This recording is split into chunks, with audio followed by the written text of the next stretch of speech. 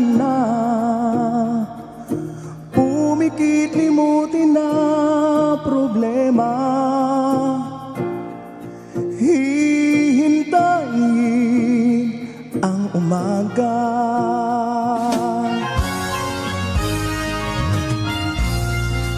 Magpahinga, araw at kaliligaya.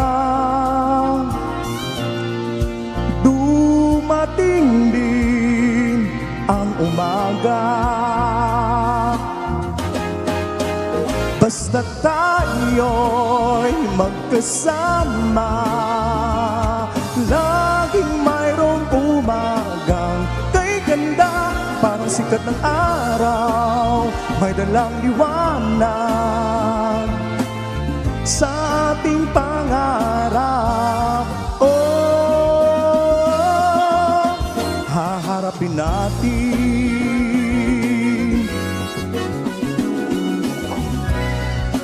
magpahinga, araw at kaliligaya. Dumating din ang umaga. Wow, wow, wow. Basta tayo'y magkasama, laging mayroong umaga kay ganda. Parang sikat ng araw, may dalang liwanag sa ating pangarap. Oh, haharapin natin. Wow, wow, wow. Basta tayo'y magkasama, laging mayroong umaga kay ganda. Parang sikat ng araw, may dalang liwanag sa ating pangarap. Oh, haharapin natin, haharapin natin ang pagsikat ng araw.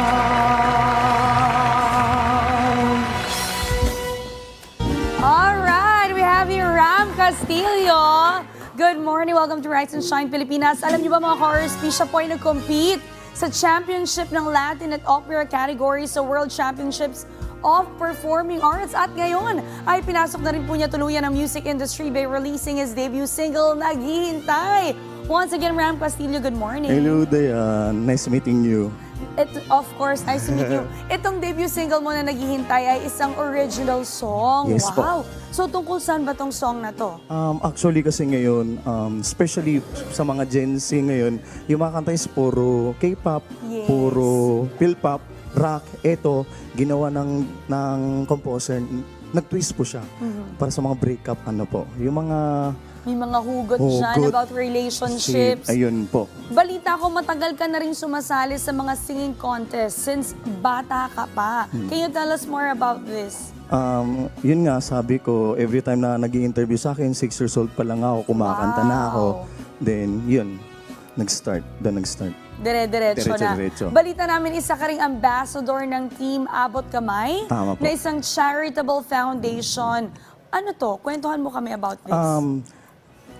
Ano po yan, charity po ng parang TAC community, Team Abot Kamay. Bali po, yung founder po namin, si Mami Merly, naghahanap po siya ng mga less fortunate, yung nangangailangan ng tulong. Kaya po, ayun. So at least you're putting your talent into a good cause, Yes, di ba? So do you have any plans of releasing more songs, more original songs sa susunod na buwan para may mga maabangan naman yung mga supporters mo and any collaborations or any upcoming projects? Okay, this coming November 12 po, nasa Skydome po ako, may concert po ako doon. Then November 16 with Faith Coneta sa Clowns Republic. And soon, baka po magre-release na po kami ng second song for the Valentine's song po. Alright, thank you so much. Once again, invite our RSP viewers on your social media pages. Where can they catch you? Okay. Ram Castillo po, IG, Facebook, and please subscribe my YouTube channel, Ram Castillo. And pwede po ba ako magbumati? Sure, go ahead. Binabati ko pala lahat ng TAC community, especially po yung nasa abroad, sina Mami Maki, Mami Allen, Jasmine, Mami, sobrang dami kasi nila, Anisha, Amor, Mami Raida, sobrang dami sila, and especially po sa manager ko si Mami Merly. Ayun po. Wow.